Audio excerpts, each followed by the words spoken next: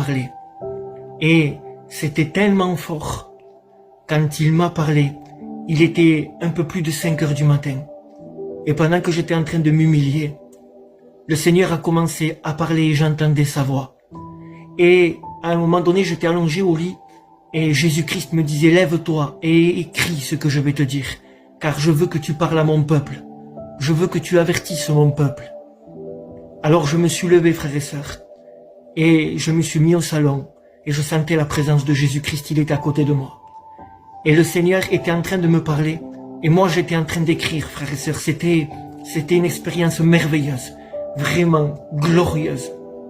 Et le Seigneur m'a dit comme cela, je l'ai écrit et je voudrais vous le dire parce que il m'a dit d'avertir son peuple.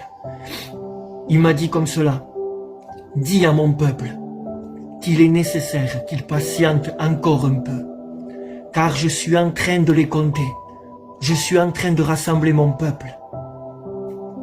Il faut que mon peuple se sanctifie et s'humilie s'ils veulent un jour recevoir l'héritage de la promesse.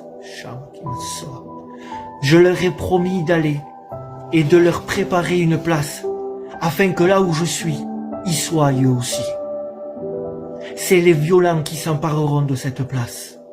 Ce sont ceux qui ont tenu bon, qui ont gardé ma parole, ceux qui n'ont pas fait demi-tour, ceux qui ont gardé leur regard sur moi. Parmi cette génération, ceux pour qui j'ai été leur but. Les affligés, les débonnaires, les orphelins, les veuves, les miséricordieux, et tous ceux qui ont accepté de dépouiller leur chair pour me ressembler, tous ceux-là vont bientôt hériter de leur place que je leur ai préparée. Mes enfants ne sont pas ceux qui se donnent un nom. Mes enfants, ce sont ceux qui aiment comme moi j'ai aimé sur la terre. Ceux qui me ressemblent sont peu. Il y a beaucoup de foule, mais peu de disciples.